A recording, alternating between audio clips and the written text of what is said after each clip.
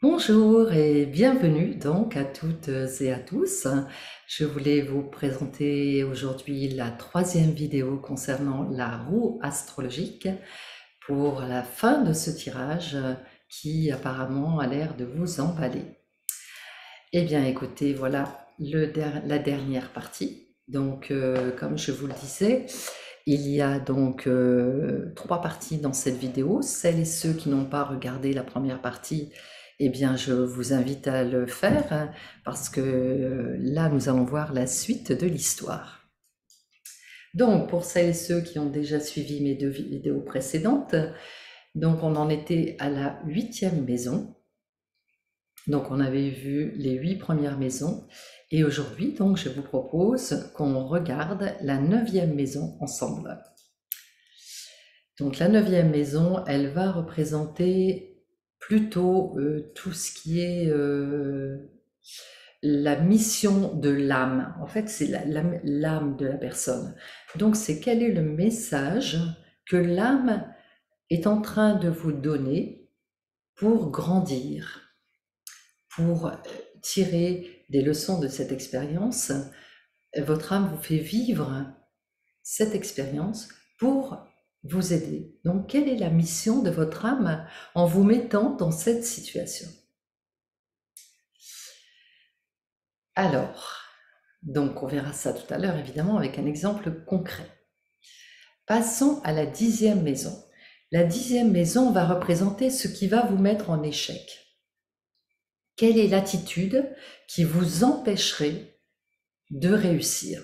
Quelle est l'attitude qui, si vous l'adoptez présentement, dans ce cas bien précis, quelle est l'attitude qui vous mettrait en échec et qui vous empêcherait justement de sortir du problème que vous avez soulevé?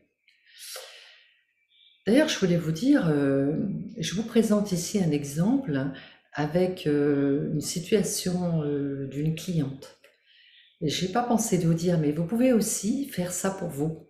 Par exemple, vous pouvez vous dire, bah tiens, en ce moment, bah, qu'est-ce que j'ai à comprendre de ma vie, voyez? Et vous faites cette roue astrologique pour vérifier un peu tous les secteurs de votre vie et voir un peu où vous en êtes aujourd'hui dans votre vie. Donc même si vous n'avez pas de problème, hein, dans ces cas-là, vous reprenez cette roue dans ce sens-là.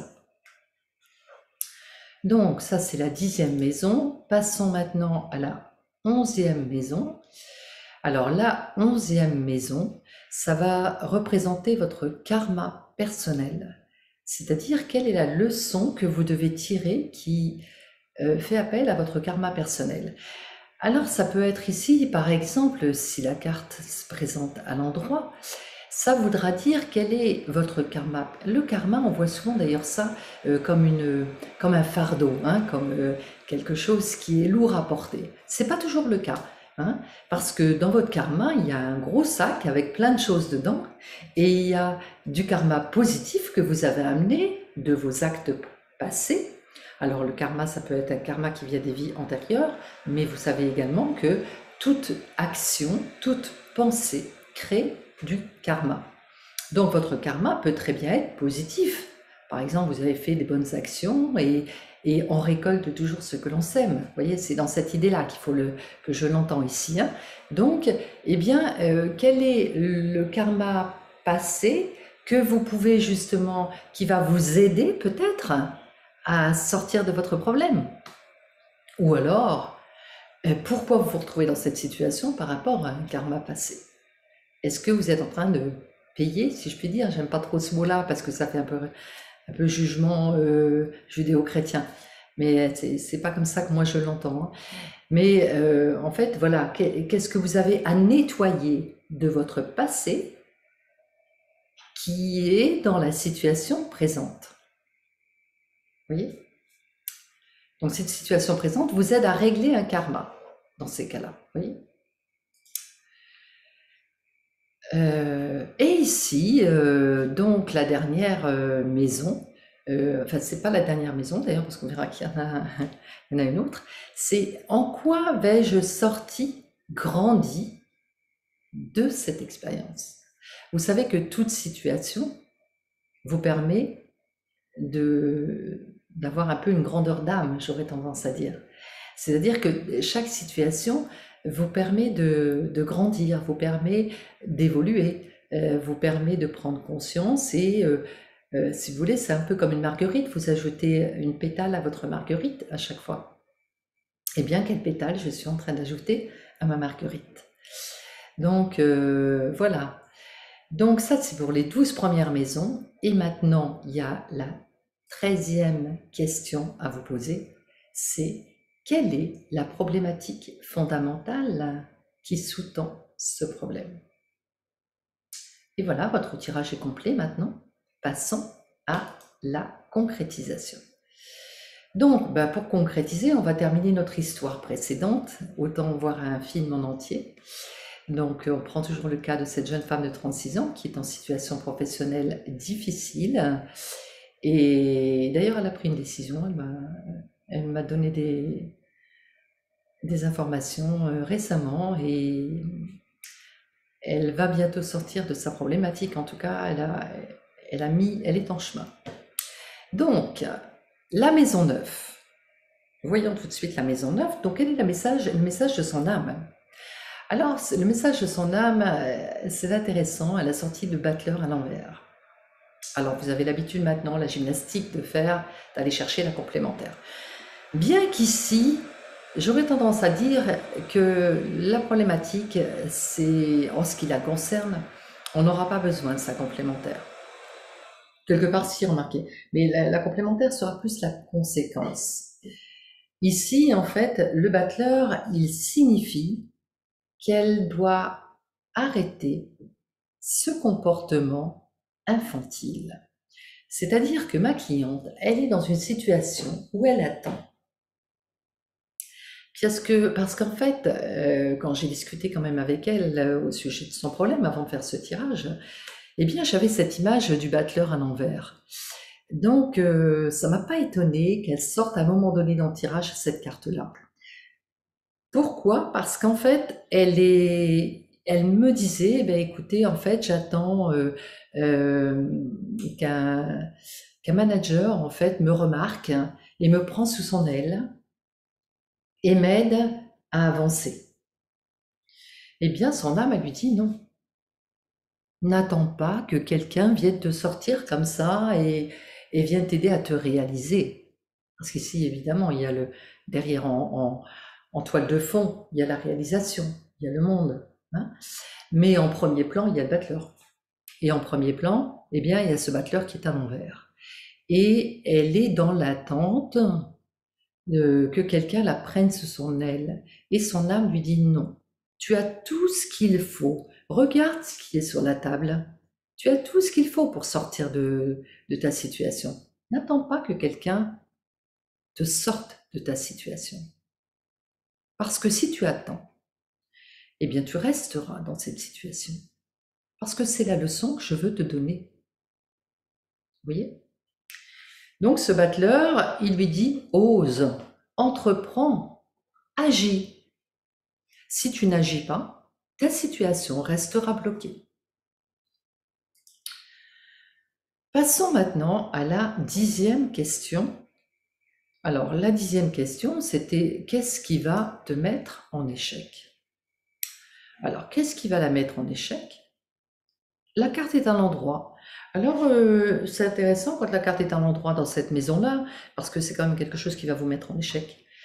Donc, comme pour les défis, quand la carte est à l'endroit, ça veut dire que c'est pas insurmontable. Enfin, c'est jamais insurmontable en même temps. Je veux pas dire que c'est insurmontable, mais c'est jamais, c'est plus difficile, disons, quand la carte est à l'envers. Mais on verra qu'au reste, c'est quand même pas simple. Donc, la carte est à l'endroit. L'amoureux. L'amoureux nous dit que ce qui va la mettre en échec, eh bien, c'est toujours un peu ce comportement où elle est beaucoup dans le service, dans l'aide aux autres, ce qui est excellent d'ailleurs pour son travail. Hein. C'est d'ailleurs pourquoi la carte n'est pas complètement à l'envers. Parce qu'elle a besoin de cette qualité dans son travail, puisqu'elle est censée aider les clients à mettre en place un nouveau logiciel de paye Et ils sont très stressés parce qu'ils ont peur de ne pas sortir les payes tous les mois. Vous voyez, bon, on peut imaginer. Ce que c'est que dans une entreprise, quand on change le système informatique et que d'un seul coup, on doit sortir les payes à une date précise. Donc elle arrive, son client, il est vraiment sous stress, et donc elle arrive avec ses qualités humaines pour réconforter le client et l'aider. Hein. Donc, elle est au service du client, donc c'est très bien. Mais ce qui va la mettre en échec, c'est si elle est trop à l'écoute de l'autre, trop au service de l'autre, ce qui est le cas quand elle me dit que elle a 2 jours par semaine pour faire sa planif, la planification des membres de son équipe, et qu'elle est dans cet amoureux. Eh bien oui, elle lui rend service et elle va chez d'autres clients au lieu de faire sa planification. Vous voyez? Donc, et elle lui dit pas qu'elle est frustrée. Elle lui dit pas que ça lui fait pas plaisir d'aller là-bas parce que elle est contrariée. Elle est contrariée parce qu'elle ne pourra pas organiser le travail de son équipe. Et en plus, il y a des clients qui sont en attente de réponse de sa part et ça reste en souffrance. Donc ici, cet amoureux à l'envers, c'est attention. C'est bien de faire plaisir, hein, mais écoute tes envies. Parce que n'oubliez pas que la question fondamentale de l'amoureux, c'est de quoi j'ai besoin? Quelles sont mes envies? Hein? Quelles sont mes envies? Et là, elle écoute les envies de l'autre. C'est bien, parce que de toute façon, dans les relations humaines, on est bien obligé d'écouter les envies de l'autre, mais on ne doit pas oublier d'écouter les nôtres. Hein? Donc voilà, donc ça c'est sa problématique. Alors on va voir ici que dans qu'est-ce que c'est son karma dans le passé? Eh bien dans le karma personnel, eh bien la tour foudroyée, la maison Dieu à l'envers. Et la maison Dieu à l'envers, eh bien ici on ne peut pas oublier que derrière on a l'amoureux à l'envers. Donc là, son karma du passé, eh bien c'est ce blindage. Et en fait, elle a appris à se blinder. Parce qu'elle m'a raconté un peu donc cette histoire, parce que je lui dis, mais vous lui faites part à votre manager de votre mécontentement et de vos frustrations et de vos contrariétés. Elle dit, non, de toute façon, ça sert à rien, je reste avec le sourire, et en fait, elle a un masque constamment, quoi, vous voyez. Et elle souffre à l'intérieur, mais personne ne voit rien parce qu'elle arrive chez le client, tout va bien, alors qu'elle est crevée et qu'elle est fatiguée, épuisée. Et donc là, elle m'a dit au début qu'elle était proche de burn-out. Et bien le proche du burn-out, c'est la maison Dieu à l'envers. Et en fait, de où ça remonte? Eh bien effectivement, dans son karma personnel, alors ça remonte peut-être à des vies antérieures, ça j'en sais rien, l'histoire ne nous le dit pas, mais en tout cas, probablement parce qu'elle est née dans une famille où elle a dû se blinder, pour plusieurs raisons, vous allez voir. La construction familiale a été basée sur cette tour foudroyée.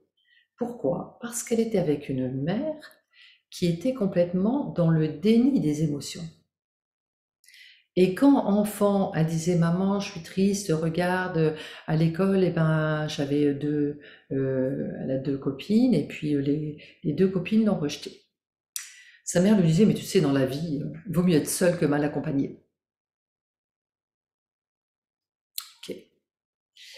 Et toute l'histoire du côté de sa mère, qui était beaucoup dans le rationnel, on l'a vu d'ailleurs avec la lune à l'envers, hein, en maison 4, eh bien, repose sur ce blindage. La mère était probablement blindée, qui devait probablement être liée elle-même à sa propre histoire, hein, où elle était dans le déni complètement des émotions. Et au lieu d'écouter déjà, peut-être qu'elle avait raison, bien sûr, il vaut mieux être seul que mal accompagné, mais déjà, un enfant, quand il vient vous parler comme ça, c'est écouter ses émotions. Lui dire, bah oui, ma pauvre, tu dois être triste et tout, tu as dû te sentir seule, etc. On écoute déjà l'émotion de l'enfant, puis après on lui donne des solutions. Tandis que là, elle squeeze la question émotionnelle. Et qu'est-ce qu'elle lui dit quand elle lui dit ça? Elle lui dit, blinde-toi dans la vie. Tour foudroyé, la maison Dieu. Et après, quelques années plus tard, ses parents ont divorcé et elle est tombée donc sur le père qui, lui, s'est effondré cette fois, qui était, lui, issu d'une problématique aussi compliquée, bon, qui était abandonné, élevé, bon, bref. Et donc, il souffre d'un problème d'abandon. Il a des difficultés d'ordre sentimental. Et elle souffre en tant qu'enfant parce qu'elle veut son père. Et son père n'est plus là. Son père devient un enfant abandonné, et elle joue le rôle de la mère qui va le consoler. Et donc, à nouveau, elle est dans le blindage de ses émotions pour survivre. Et là, qu'est-ce qu'elle fait dans son domaine professionnel? Elle blinde ses émotions pour survivre. Et donc là, il faut qu'elle sorte de cette tour d'ivoire et qu'elle éclate cette carapace et qu'elle montre sa souffrance à l'autre. Il faut qu'elle lui dise à son manager, il faut qu'elle dise à son équipe, aux gens qui l'entourent, non, je ne peux plus, aidez-moi, ou non, moi si je vais chez tel client, je souffre de cette situation parce que j'ai mon travail qui s'accumule et moi après je suis contrariée, je me sens débordée, et parler des émotions. Alors peut-être qu'elle va aller chez le client parce que de toute façon, comme elle dit, j'ai pas le choix. Mais ça n'empêche que tu peux dans un premier temps parler de ton état émotionnel. Après, peut-être qu'il ne t'écoutera pas, mais déjà parle-lui de ton état. Parle-lui de ton mécontentement. Parce que si toi tu y vas, peut-être que lui il se dit que ça te dérange pas.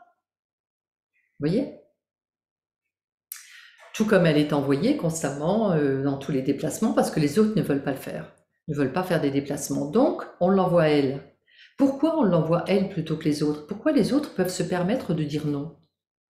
Et pourquoi elle est tout le temps envoyée à 6 heures du matin prendre des trains pour partir en province? C'est parce qu'elle est blindée et qu'elle ne dit pas ça me plaît pas. J'ai pas envie. Vous voyez? D'autres le font, la preuve c'est qu'ils n'y vont pas. Donc voilà, donc elle paye la conséquence. Alors vous voyez que le karma, quand la carte est à l'envers, vous payez la conséquence de votre propre construction. Son propre enfermement. Elle s'est elle-même enfermée très tôt. Bon, quand elle était enfant, je dis pas, elle n'avait peut-être pas d'autre choix que de s'adapter au manque d'émotion de la mère. Elle n'avait pas d'autre choix que de se blinder face à la situation déprimée du père.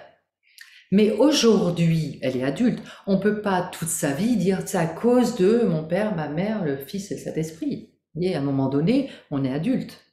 Donc on a à se prendre en charge et à se dire, ok, qu'est-ce que je fais de ça? Alors, bon, je reconnais que là, la tâche est lourde parce qu'il faut déjà qu'elle connaisse ses émotions et comme elle me le dit, mais je n'ai même pas conscience de mes émotions.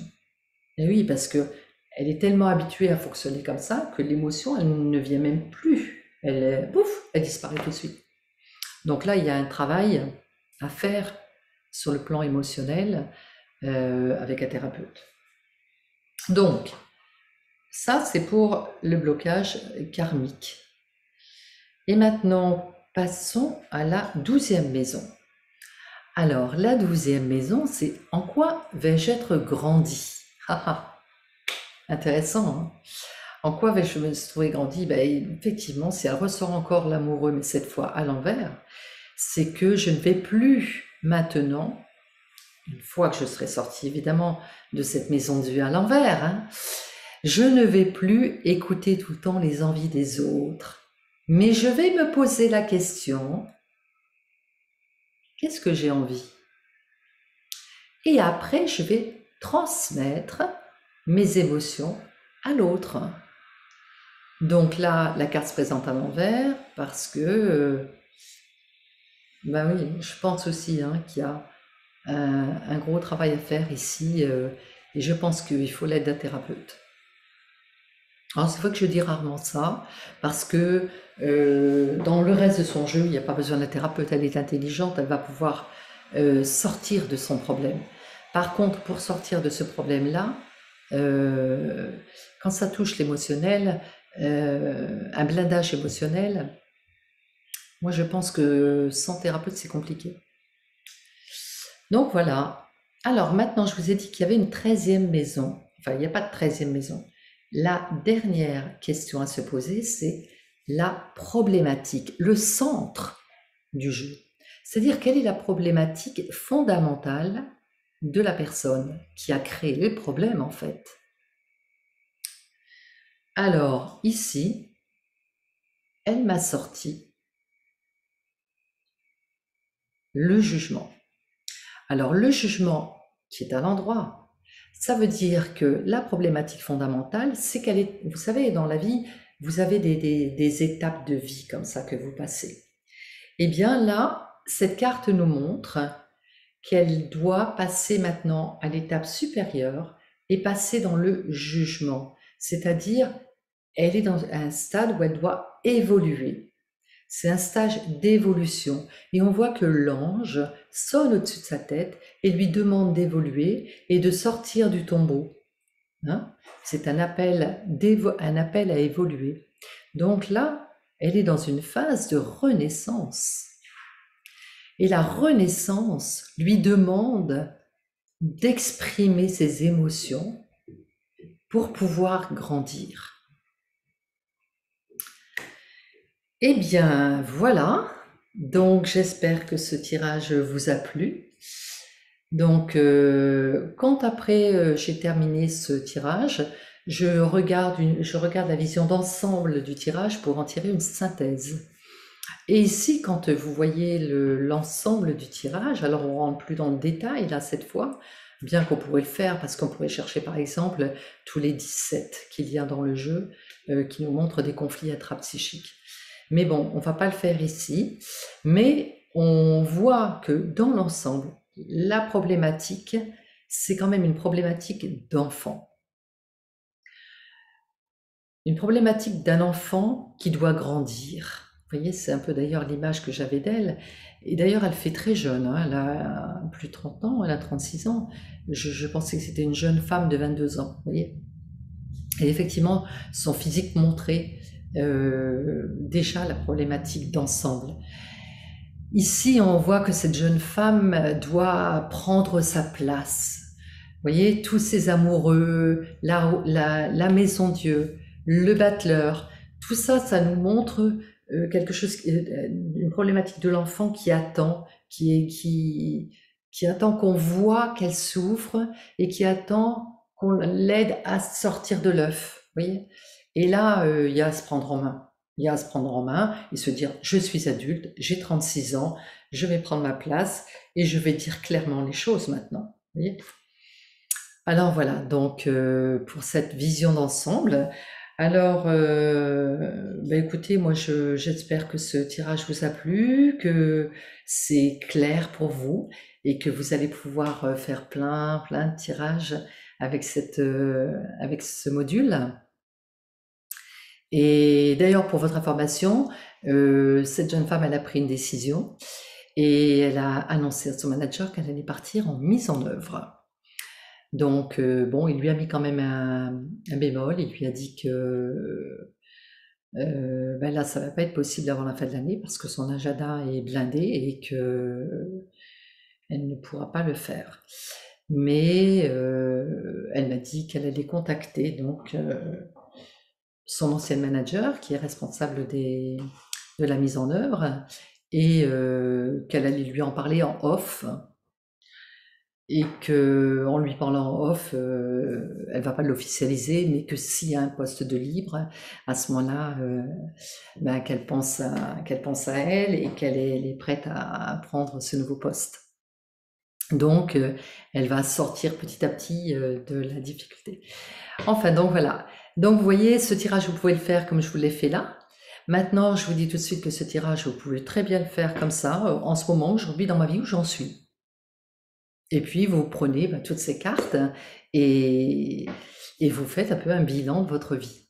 Voilà, tout comme le tirage du monde, je crois qu'on l'avait vu ensemble, il me semble. Oui, que le tirage du monde, oui, on avait vu le tirage du monde ensemble. Voilà, comme ce tirage-là, c'est pareil, vous pouvez le faire comme ça, de temps en temps dans votre vie, dire tiens, qu'est-ce que le tirage peut me montrer. Alors, je voulais vous dire aussi que ce tirage, vous pouvez le faire en divinatoire. Personnellement, j'utilise l'oracle G. Et donc, vous pouvez le mettre ces cartes sur les 12 maisons. Et là, cette fois, vous faites un tirage carrément sur les maisons astrologiques, par exemple. On ne l'a pas fait encore. Ah ben, écoutez, de toute façon, je vous prépare des vidéos sur les maisons astrologiques et des vidéos sur l'astrologie. Ça fait déjà un moment que je le propose, d'ailleurs. Il faudra que je m'y mette. Bon, écoutez, je vous laisse. Je vous dis à très bientôt et je vous souhaite une excellente journée. Au revoir.